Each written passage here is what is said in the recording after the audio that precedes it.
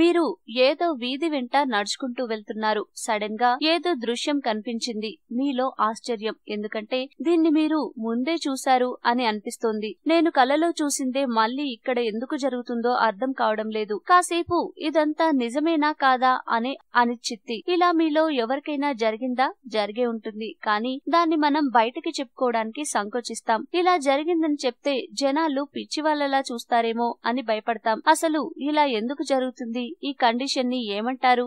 ప్రికాగ్నిషన్. ఈ పదం గురించి ఎప్పుడైనా విన్నారా? ప్రికాగ్నిషన్ లో ముందు జరిగే విషయాన్ని ముందే పసిగడతారు, అంటే ప్రమాదాల్ని ముందే గుర్తిస్తారన్నమాట. ఈ టాపిక్ మీద హాలీవుడ్ వారు చాలా సినిమాలే తీశారు. ఫైనల్ డెస్టినేషన్ అని, మైనారిటీ రిపోర్ట్ అని, ఇలా కొన్ని సూపర్ హిట్ సినిమాలు ఉన్నాయి. ఇప్పుడు మహేష్ బాబు తీస్తున్న స్పైడర్ కూడా ఇంచుమించు ఇలాగే ఉంటుందని చెప్తున్నారు. స్పైడర్ లో మహేష్ బాబు తన స్పైడర్ సెన్స్ తో ప్రమాదాలని పసిగట్టి ప్రజల్ని రక్షిస్తాడని ఓ టాక్. ఇందులో నిజమెంతో తెలీదు. అయితే ప్రికాగ్నిషన్ అంటే కేవలం ప్రమాదాలనే గుర్తుపట్టడం కాదు, భవిష్యత్తులో జరిగే కొన్ని విషయాల్ని అయినా ముందే ఊహించటం. చెప్పాలంటే ఎడమ కన్ను అదురుతోంది అంటే ఏదో కీడు జరుగుతుందని, కుడి కన్ను అదురుతోంది అంటే ఏదో మేలు జరుగుతుందని, ఇవి కూడా ప్రికాగ్నిషన్ నమ్మకాల కిందకే వస్తాయి. మరి ఇదంతా నిజమా?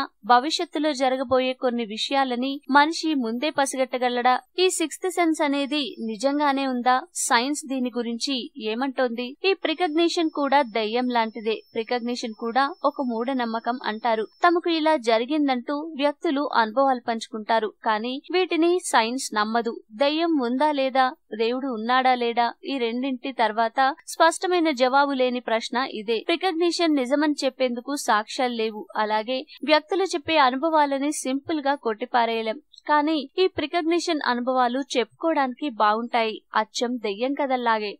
ఈ వీడియో మీకు నచ్చితే లైక్ చేయండి, అందరికీ షేర్ చేయండి, కానీ సబ్స్క్రైబ్ చేయడం మాత్రం మర్చిపోకండి.